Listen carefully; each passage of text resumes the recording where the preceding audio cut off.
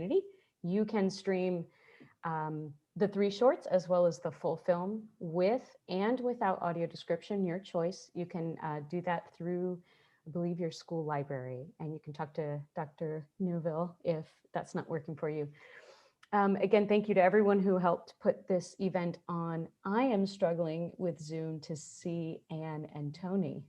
So I'm taking a moment here kind of gabbing. It's really exciting for me to be able to come to universities and do these kinds of conversations afterward. It means a lot to me. And I have had the chance, there you are. I have had the chance to do conversations with the people in the film, and that's really special. But this is like, I don't know, to me, special beyond words to be able to invite the two very esteemed guests who are here today. And I'm going to let y'all introduce yourselves, however you want to introduce yourselves, and about your art, your experience with brain injury. And I have a series of questions, and then I'll open it up if there's time to questions that are in the chat. So feel free to add questions. And Tony or Anne, you want to fight for who goes first?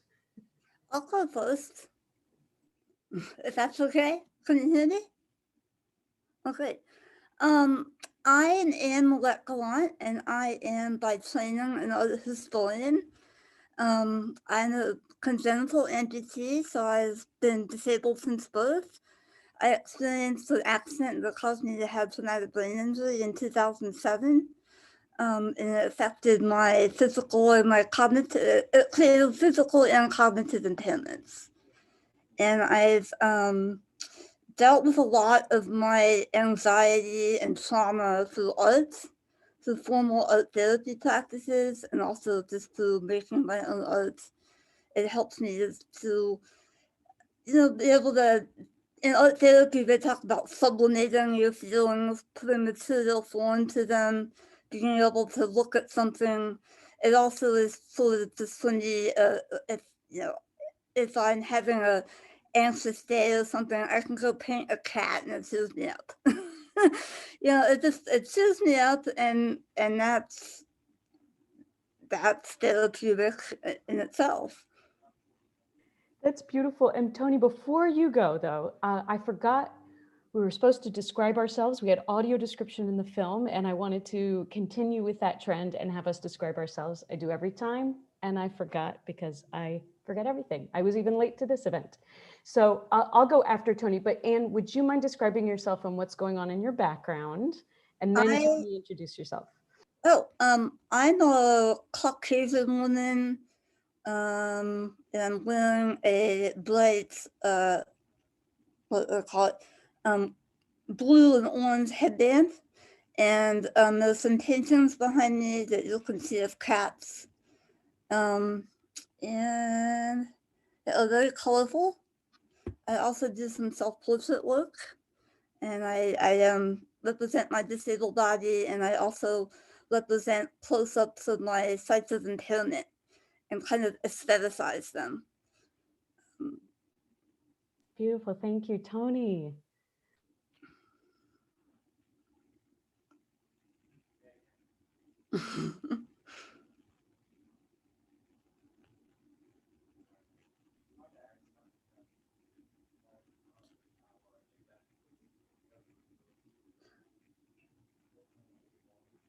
Still can't hear you, even though you're unmuted. Oh no. Y'all, this was not Tony's plan, but she's in Texas and her power kept getting turned off, as happens in states like Texas where the power is deregulated and they don't have a backup plan. So they're doing rolling blackouts in a lot of Texas. So that's why she's moved to her phone, and lost her. Okay, I'm gonna maybe describe myself then and buy a little time for Tony to come back. But I am a white woman with olive skin and poofy, long, curly brown hair and big glasses. I have a fabulous array of odd cat pillows behind me and a giant kind of velveteen cat castle back there. My cat is asleep next to me. Hopefully he will come join, and then I can tell y'all what he looks like. I am throwing back to my days as a native Texan in a pearl snap button down blouse.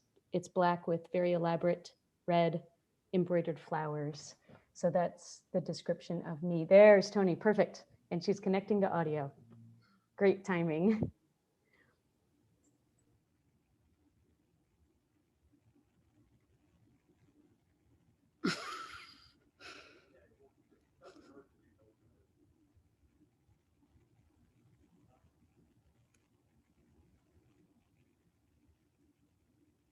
It's like watching an old time, silent movie.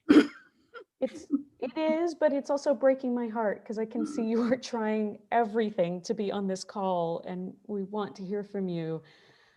If there is anyone who's an expert on doing Zoom on a phone, can you help? Can you If put in- she's on her phone, usually I have to put like some kind of like headphones or something in. Or you can hit like call audio like you're on your cell phone. There's two different audios. You can do like your internet audio and then like your phone audio. So I don't know if she can maybe change one of those. See, Dana Thompson said try *6.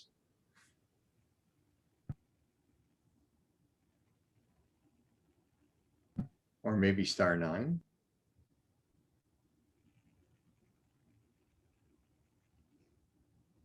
Or Gabriella or Margie, can you send the phone number to Tony that allows her to start the call again on audio? Thank you to Christina who mentioned that maybe she just hasn't done that yet. Can I talk a minute? Yes, Can I tell you something? please. The top of your screen, if you touch it, there'll be a list of mute, start video, share screen, and participant. And if it's on mute, now I'm not on mute. It has a red line through it if it's on mute. And it's Yes. right at the top ½ inch of your screen. Just put your finger there and poke on your iPad and it'll come up. Thank you. Yeah, I can see that Tony's not muted. So it You seems see to it? be. Yes. Oh, connecting. I'm going to mute myself.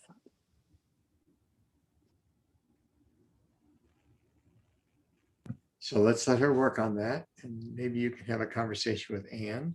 Matt Hornbaker said maybe she needs to enable her microphone for Zoom settings. Yes. I just sent her the numbers if she would like to call in.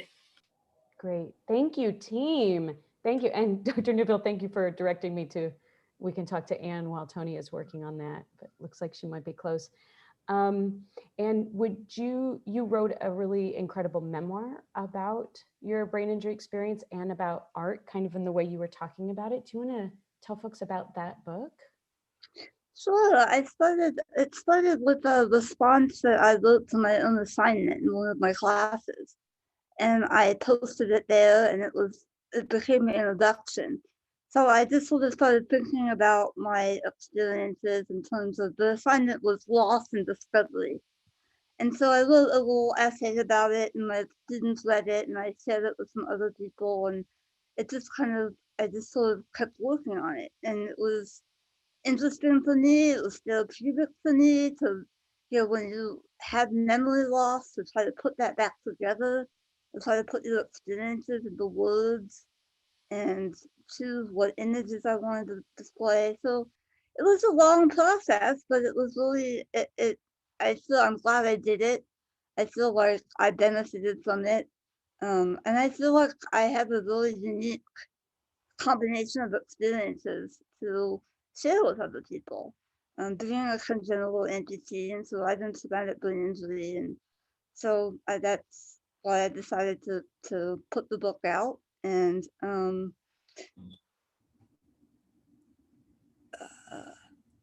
Can you guys hear me?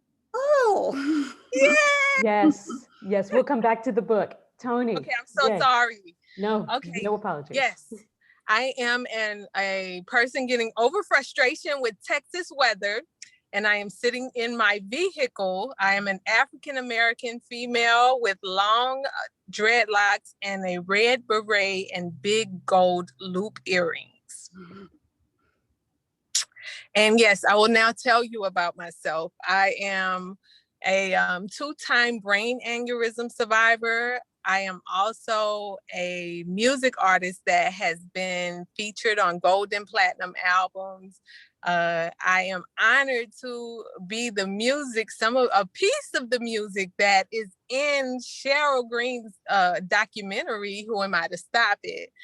And yeah, I am just really honored to be here. I do lots of music. I create, I'm an artist, I'm a naturopath, I speak.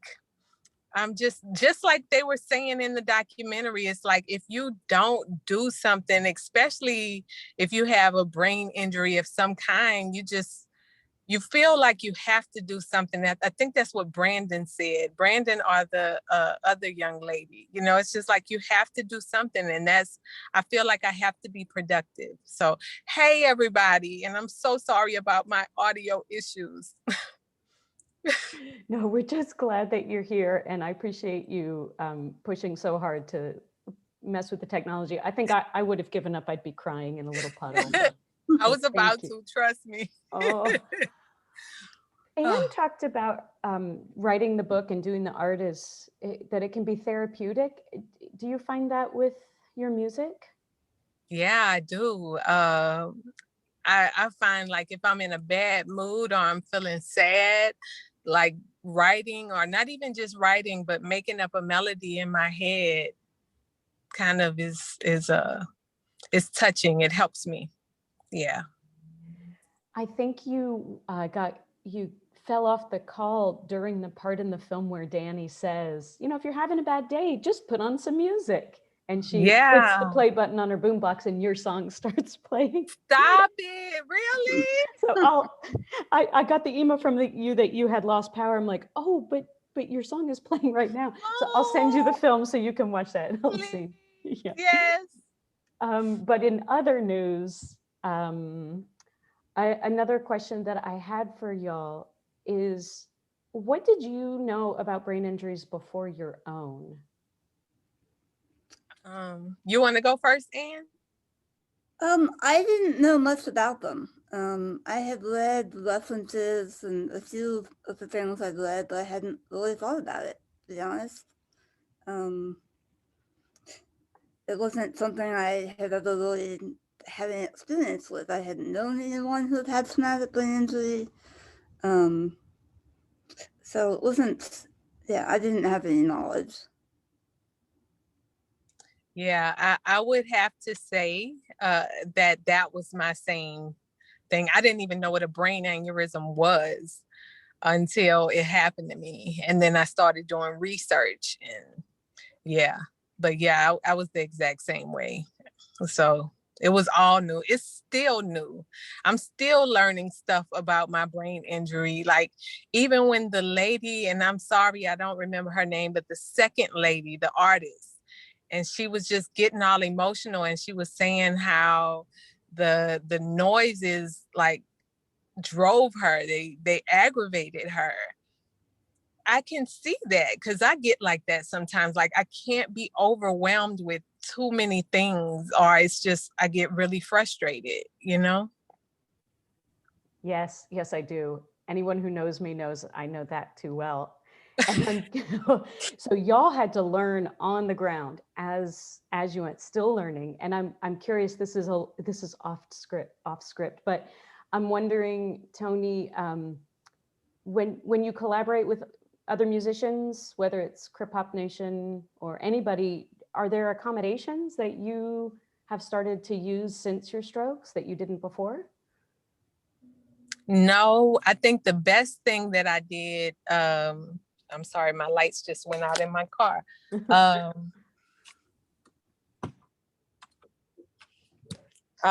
The best thing that I did is I started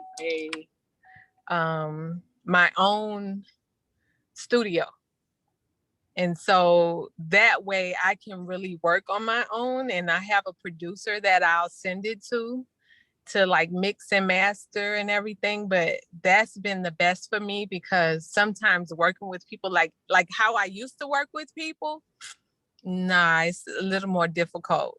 I feel like I can't even I can't express myself creatively around a bunch of people. I have to kind of be enclosed. Yeah. Like in your car alone, though that was not your choice. And what about you? Because I mean, you were already a professor before your brain injury. You've already been writing and publishing. Do you have to do accommodations to teach and write and all that and paint? Well, my position now doesn't require me to do research, but I still enjoy doing it. I wrote a book about the digital body in contemporary art, it was called. It was my first book. And I analyzed representations of disability in art and visual culture.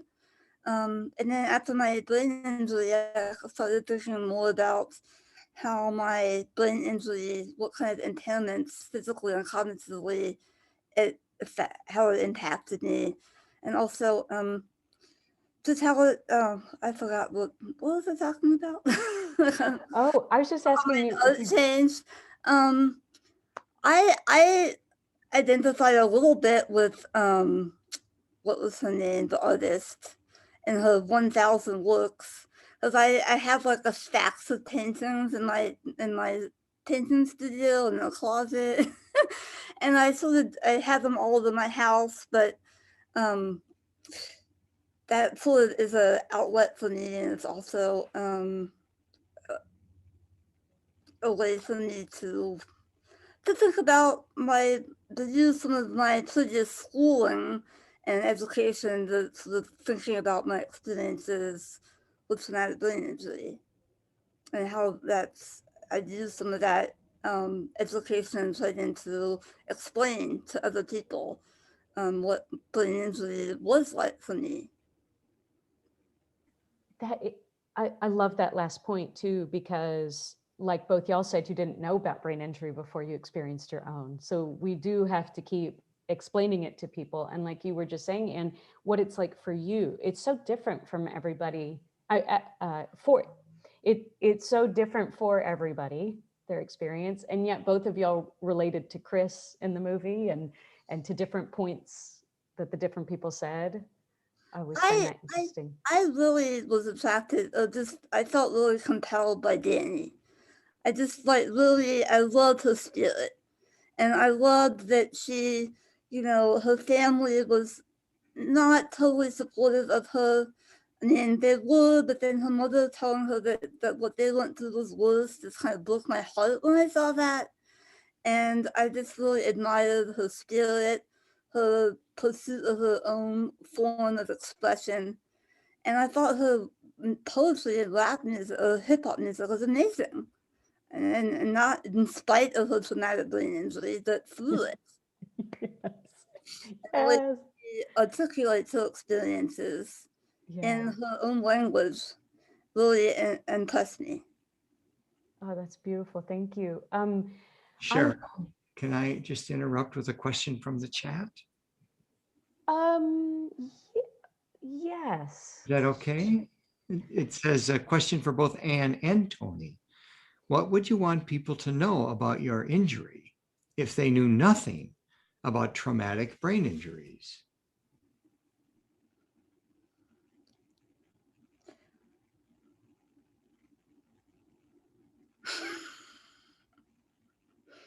Oh, she can't see me on the phone. You're muted, Tony. Yes, again, but we all do it. It's okay. Okay. Can you hear me? I want to say, like, the young man in the beginning, Brandon, and the lady, like, they made a great point. I think it was the Brandon, though, that was just like, yeah, you may think I'm crazy or whatever. And then the second lady was just saying, like, people think just because I'm walking around like I'm normal, but there's so much that goes on up here. And so, like, how regular or able thinking people can just, come off with a thought right then and there, or it might be accurate and it might not. That's not the way with me. Sometimes I might go over the loop with emotions, or I might, I just may be over the top, and it's so frustrating when people tell you, you need to control that. you know? So I would say that be patient with people who've had brain injuries because you really don't know how much we have to rechannel just to get a thought out. Yeah.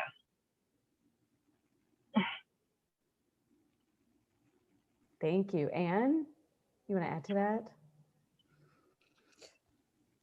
I don't know if there's one thing I would say if I had to pick one thing I would want people to know about traumatic brain injury. I guess just the fact that the film shows this, the variability of what constitutes brain injury, the kind of injuries and the kinds of effects it has on the brain is so individualized. And so Right. it's hard to say anything about people with brain injury are because we're so diverse. And that's kind of related to what I've been writing about with disability. It's hard to say disabled people are because people with disabilities are so diverse and they come from all kinds of backgrounds and they have all kinds of experiences. And you know, seeing Danny, for example, like my background and hers are very different. I mean, I grew up in an educated environment and I was middle class, I had resources, and I'm very grateful for that. But I identified with some of her emotions, some of her talking about, and what Tony said. Sometimes you just, I have meltdowns. I do. You know, I try to keep them private, but it happens. You know, you'll get overwhelmed. I don't get sensory overload, except well, I get mental sensory overload. I feel like I have just so many things to do. I can't see my way out of them. I can't see my way out of it. And then I'll just rush, I'll get everything done in a couple hours and I'll sit there and say, well, what should I do now? What should I do now? And Right. and I've always been very ambitious, and I you know, I don't think I had no anxiety before the brain injury, but it is intensified. And sometimes I just have to take a break and separate myself from something and just like go back to it when I'm more in the right state of mind. Oh, y'all are you're just making my heart soar. And the stuff that you say, oh, the cat is coming. I know this is a Zoom thing, right? This is what we do now, is we show Cat. So I'm showing Cat. This is Ruru. He's a long-haired black and seal tabby. Yes, black cats are tabby. His is black and red as his stripes. Well, now I've lost my train of thought, which I should have anticipated. But I really relate personally to what both of you are saying about your experiences. And Tony, you were talking, these are not the words you used, but it was something about sometimes you can't win. If you look too quote unquote normal or too able-bodied, nobody's going to believe that you need extra time or you need that restated. I get it all the time. I tell people I need help and they go, no, you don't.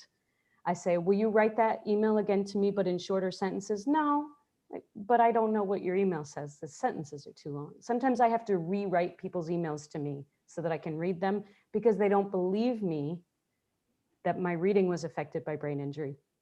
And on the flip side, wait, I lost, what's the flip side of that? Is that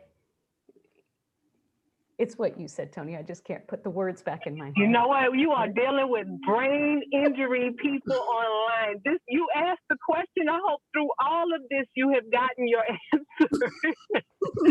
We have gotten the answer. We just gave you a whole picture of what it really is. Yeah, I want to call your attention. I won't read it, but as you're talking and someone else is talking, I just want to call your attention to the comment that Betsy Newville made in the chat. Just because you might want to read it. It might make you make a comment. It might not, but you can carry on with your discussion. And it's a long one. It's a long one. It's a long one. It is. You know, I have to say, I mean, I'm being silly and I really want to read that comment, but chat is really hard for me on Zoom. The font is very small. And I find, especially if a paragraph doesn't have a lot of blank lines between it, I will my first response is to freak out, and then I have to chill out and then try to read it sentence by sentence. So I Don't read want it then. well, the chat downloads after a call is done, and I give you my word, Betsy, that I will read it later, but it is a little bit overloading. I'm so sorry, but What is it? it's the most recent in the chat. Oh, okay. I'm going to read it to you. Oh, thank you. Great. Okay. We'll have a narrator. Thank you. Yes. Just thank you for this film, Cheryl, and all. I'm so moved by universal human experiences of loss, loneliness, craving for better times, bewilderment of how we get the lives that we get. Everyone can identify with this in some way, but in the people's lives we have met in this film, so many extra vulnerabilities, some real competency impairments, often invisible, and so much judgment, stereotype, and even blame. Thank you for this opportunity to connect with these three people in helping us come a little closer to the liabilities of being human. A pretty excellent ending, seeing Danny let her light shine. Oh, thank you. And thank you for the team effort of one person writing it and another reading it. I appreciate that so much. And thank you for those words. And I also want to say, I get different responses to the film. Some people say, it's the human condition, and they leave it at that. And I think, yes, but it's not. It's about brain injury. Right. But it's also not just about brain injury. It's about humans. And so I really appreciate how you summed that up, Betsy. Thank you. I have a question for Tony. It looks like the sun has gone down in Texas and you are sitting in your car in the dark and it's I am. 20s. Thank you. Goodness. This kind of goes back to what you were saying in your last answer, that the feeling is in me, but I cannot come up with the words. And now the cat is on the prowl. Just thinking about this idea of, oh, you don't look disabled, or you don't have these impairments, or you have too many impairments, and just people not understanding. You titled one of your albums Crippled Pretty. And I just love how forthright that is. And I suppose years ago I could have just emailed you and asked, but now we're here. And so I'd like to know why you named it that, what that means to you. Yeah, and I wrote that album like soon after I got out of the hospital with the second brain aneurysm and the first stroke. And so, of course, I still walk with a limp and all of these things. And I was so insecure and felt unattractive to men because I had this different change in my body. But the more that I had to grow and love myself, I also learned that a lot of what we think beauty is a perception of confused perfection. And so, you know, even on the song, I'm like, this whole world is crippled pretty, because you have people who are getting facelifts and implants and all of these things to fit in that concept of what they believe is beauty, when the reality is beauty is the illusion. It's actually something that has to come from within. And it's not that I don't still go through that challenge of feeling beautiful, feeling attractive, because of the concept of what the majority of the world thinks of perfection. And so, yeah, that's why I came up with Crippled Pretty, because I am pretty, and you may fit me in that category of crippled, and I am just me, you know, but our world is crippled pretty. Yeah. Oh, thank you. And do you want to weigh in on that? Because you talked before about how you paint your disabled body. And we saw some of those paintings in the slideshow at the beginning. Yeah, I think, I'd have a pretty unique experience having traumatic brain injury because I was born disabled. And even though, like, I had lost a lot of memory, my body was kind of, like, I had been through therapy before, and I had been stared at before. I have been condescended to before, and it used to happen more when I was little, because I think people are a little bit more conscious of that now.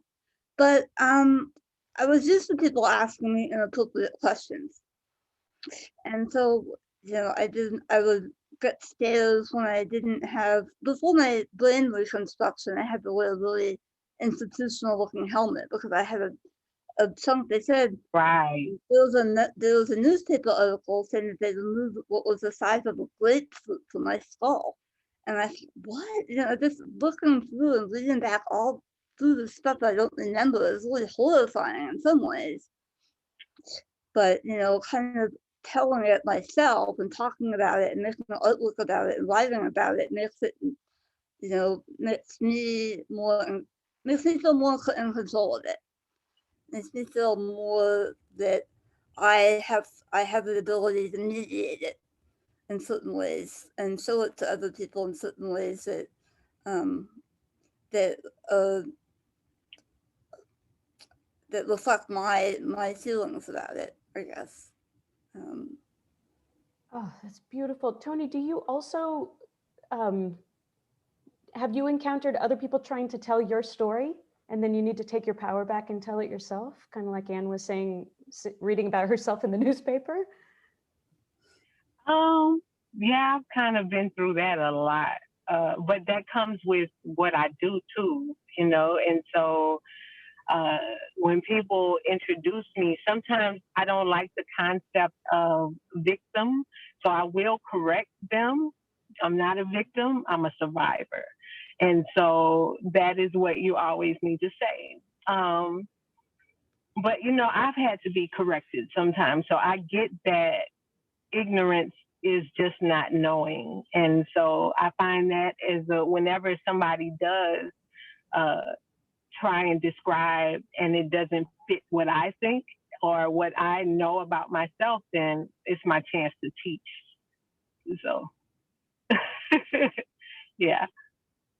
And you've written books too. So I know that the teaching, and you do a lot of speaking, the teaching is super important to you. Do you want to talk about any of your books? Well, my first book I wrote is called Chemical Suicide, Death by Association. And I wrote that one after I had my second brain aneurysm, and the doctors told me to stop putting chemicals in my hair. So when I researched why, I found out about lotions, deodorant, toothpaste, pretty much everything that we use and how it slowly contributes to disease. And especially African American women, at that time, we were so set on straightening our hair because of the concept of just blending in. And so, it was a message to African American women as well to just understand, like, look, you don't have to straighten your hair. And the more you don't try and fit in these boxes, the more you can grow to love yourself. Yeah. And so that's my first one. And then my second one is on men's health. And it's not just men's health, but it's from a holistic perspective. And it talks about like diseases on different issues and what herbs help those diseases. Yeah. The thing that always gets me when you talk about the book Chemical Suicide is that little bit you just said is the perfect illustration of the intersection of racism and ableism. You talked about there's a certain way to look perfect and beautiful, and if your body gets an impairment, you don't fit in that. And then the demands that we put on African American women to have straight hair. Why? So it looks more like white people's hair? Exactly. Yeah. So I really appreciate when you describe it. Dr. Neuville, should we do a few questions from the chat? Are you? Well, we do have. Thank you for asking. One question, Cheryl, is to you because Tony and Anne both responded to their experience with traumatic brain injury. Folks are wondering about your experience and how it affects you. Oh, well, I did not prepare for that. I'm looking at my notes here and that's not on my notes. Because you'll have to speak from your heart. Exactly. That's the best way to speak. Right. Go ahead. Okay, then I just start talking about my cat. But I like the question because it's it is a proud thing for me to say that I come from the community in some ways, about that the people who, if anybody can figure out what that sentence was supposed to be. I made a film about the brain injury community, and I'm in the brain injury community. And that is a point of pride for me, because there are films that get made. I don't know if anybody here is a journalist or studied journalism. It's called parachute journalism, where somebody just sort of drops in, reports on those people there and leaves. And there's a lot of brain injury documentaries that are very parachuted. I've seen interviews with filmmakers who have said things, and kind of like Tony said, they're not being mean, but ignorant statements like, well, before I made this film, I didn't even know people who'd been in a coma could speak. And it's quoted, and I'm like, maybe, I mean, I know that you thought that, but why did you say that to the reporter? And why did the reporter think that that was a good thing to put in there? And clearly this article is only for people outside the brain injury community. We don't want to hear that. We don't want to hear you talk about us that way. Oh, I'm speaking from the heart. Anyway, so so I do like people to know that I'm not totally outside the community that I filmed, even though I have a lot of different experiences from the 3 people in the film. I was going down a different route, a professional career, and I had to stop working. I couldn't work. And in that time off, I got re-engaged with the disability arts scene in Portland. I had been one of their non-disabled dancers for a while. And then I got re-engaged with them, and they were the only people who truly accepted me in my weird state, walking with a cane, interrupting people, cussing constantly. I'm sure Tony and Ann can't relate. But this group of disabled people, all different disabilities, they just accepted me. Even the ones who knew me before and had seen how much I changed. And that just, I was like, no, I'm going to stick with the arts. I'm not going down this other field. And so my professional life went that direction. And for me, it became about learning about disability culture and disability justice. Yes, disability rights are good, but I find that less interesting than disability culture and disability justice. And going down that route is how I met people like Ann and Tony. Check. Next question. Okay, so there's another, there's a couple of questions in here, and I'll try to capture them. But one is about your aspirations, or how you judge things. And I take this question to be that you go along and you do your work or your art or your writing, and you think and you judge and you aspire certain ways, and then you have a change in your brain that changes how you judge and aspire and think. And can you talk about that a little bit? It's really difficult, because someone would have to look inside your head to really understand that. But maybe you can give us some insight.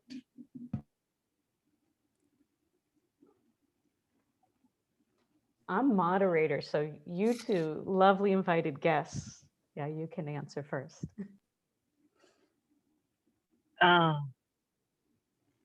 Yeah. Can you repeat the question?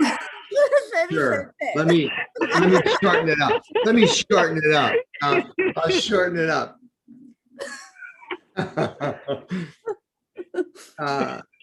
You do your art and you do your living in a particular way, and then you have a brain injury and you do your art and you do your living in another way. Can you characterize that experience in some way for us? I mean, you just saw it.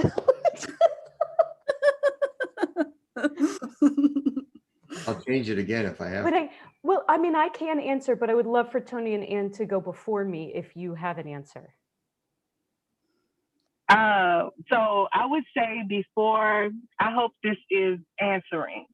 But before I had my brain aneurysms and stroke, I was a successful artist, and I was born in New York, raised in New Orleans, was on my own since I was 15 years old. So what I talked about in my music was more about the environment that I grew up in, which was the streets, the hood.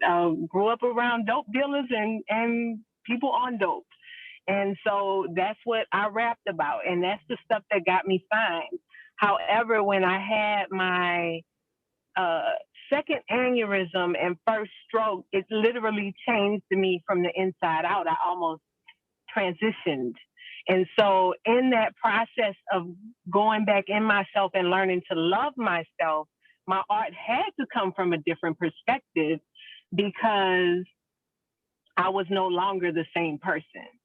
And I think if anything changed, it was because I had to change from within.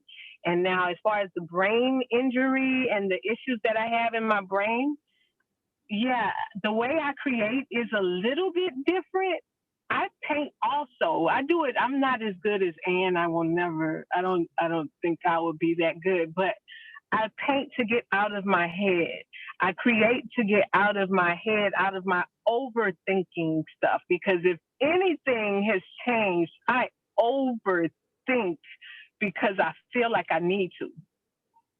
I hope that helps. Great, thanks. Yeah, I definitely overthink things. I mean, I was working on writing about representations of disabled bodies in art and thinking about my artwork, although I don't know. It's hard to remember like what okay, let me rephrase this. After my traumatic brain injury, I had art therapy, and that really helped me. I felt kind of, I had been an artist before and I was an art historian, and I thought, okay, well, this is an area in which I have some confidence in myself, that I know something about art, and that made it be easier for me to, I don't know, the purpose of art therapy is kind of to access a different part of the brain and to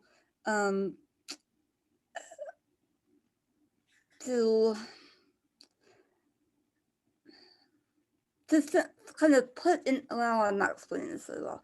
I started doing a lot more collage because I write about in my memoir how I think sometimes my memory is like a collage because I have flashbacks of certain things and images from other places, and I can't always put things into a context. I'll get like memories of something in my head and I'll have to like think about it. I'll get flashes of something in my head and oh, like, where did that come from? And you know, I'll have to sit Right. for a few days.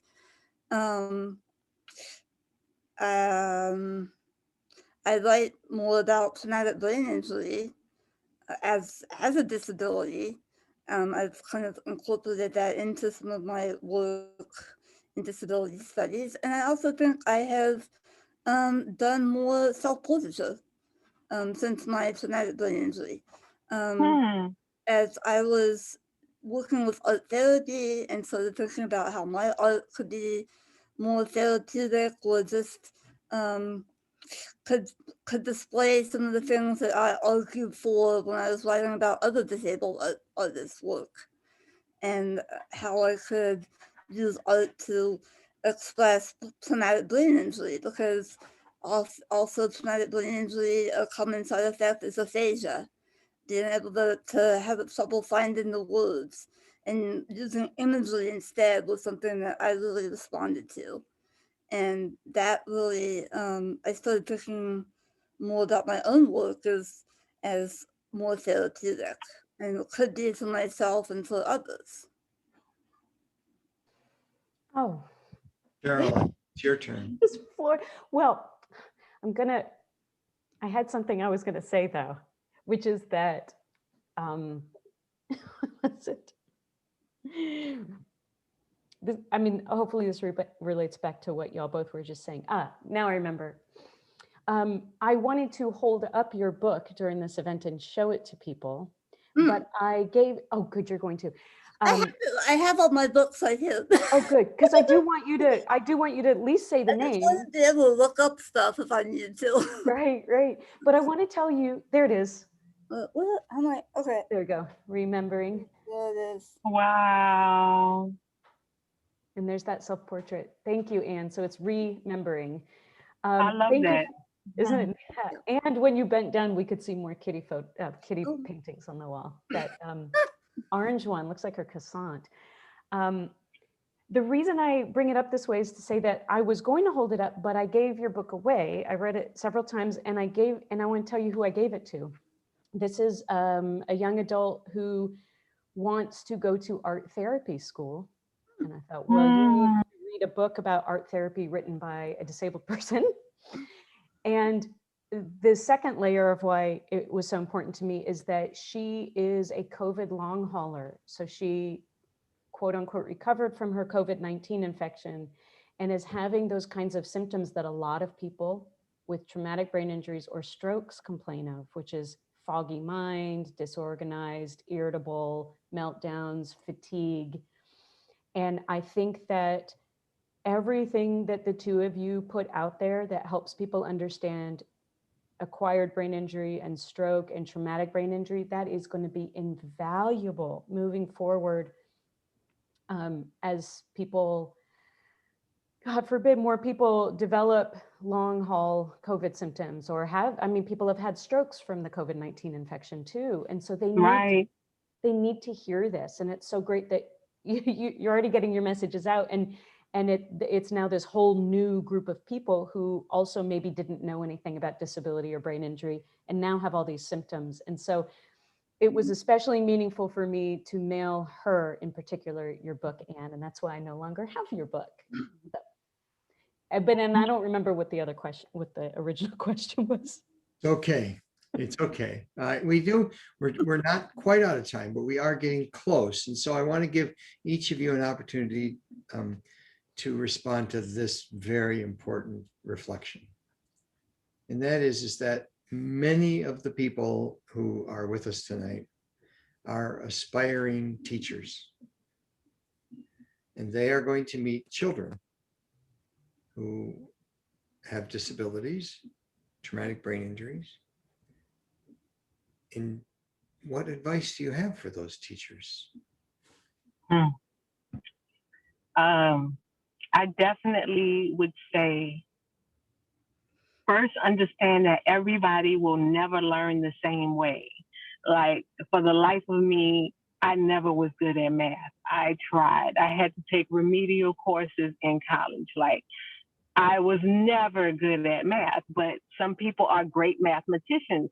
So when you deal with people with disabilities, no matter what it is, I think the first thing to understand, if you feel like it's complicated or they are complicated, don't look at them as a complication. Instead, try and figure out their learning language. What do they love to do? Find that out and then present them with the thing that they love to do and learn in that aspect. But, you know, a lot of teachers, because this happened to me as well, but a lot of teachers will get so frustrated with children because they're not learning how they teach. But maybe the teachers sometimes need to learn how to teach a different way. You don't have to always follow the curriculum 100%. Just bend it a little bit so everybody can gain and not feel left out. That's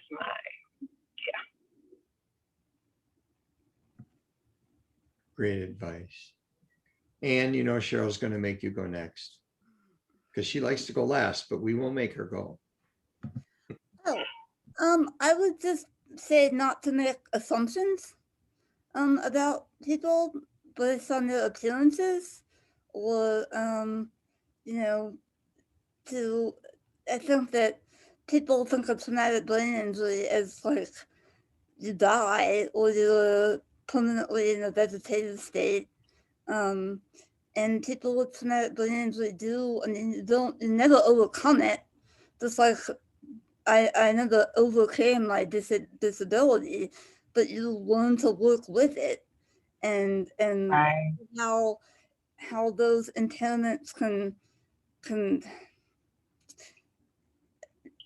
make you see things from a new perspective. And I don't know. I mean, I think I just, as far as I am no expert at children at all. So I don't. So what? But I would just say, just don't make assumptions. And it is hard. I know that teaching is hard, especially in elementary programs, because it's gotten so standardized, and those public schools have that. They have to pass tests to get to the next grade, and not all people with traumatic brain injury might have trouble with standardized tests. So we have a lot of ways that we measure education and knowledge and our way of doing things that doesn't accommodate people who have different abilities or different kinds of impairments. And so making education less standardized, I guess, which I realize is a huge undertaking and requires a lot of funding. But that would be, what I hope for. Beautiful, both of y'all. And I would just add, if you are wanting to learn about brain injury, listen to the music, read the blogs and the books and the articles, and listen to the podcasts, and consume media made by disabled people. And make sure they're not all white people, all upper class people, all people with one type of impairment. Go across the field as broadly as you can and gain as many different perspectives as you can. But prioritize stuff made by the people with the disabilities that are being talked about, not the interviews with their parents, and not the articles by the filmmakers. And Dr. Neuville, you may need to do stuff to wrap up, but I want to make sure that Tony and Anne tell people your websites of where they can find you and buy all your music and buy all your books and buy all your paintings. Go. So websites, Margie, if you're listening and you have websites, put them in the chat, please. If not, we will. Tony just dropped off. I think it had something to do with Texas. And we will send websites for Anne's work and Tony's work and your work, Cheryl, because people are. I'm back, guys. Sorry. All right, you're back. That's good. But where the heck are you? That's good, Tony, because there's a personal message here for you, which I'll read in a minute. Okay. Yeah. So anyway, we will send the websites for your book. I did put, while we were talking, Anne, I put your book in the chat so that people had that. And here's Tony again. You're sideways, but we like you that way. It's okay. So just a couple of closing things. One is I want to mention that someone noticed that there was some talk either in the film or in the conversation here about normal, and they just noticed that, and they wanted to have a discussion about, well, how does that play here and what is it? And we don't have time to talk about that, but because there's a whole lot of stuff written about how normal got created, and I suspect y'all would give us an hour conversation on that, but they did notice that.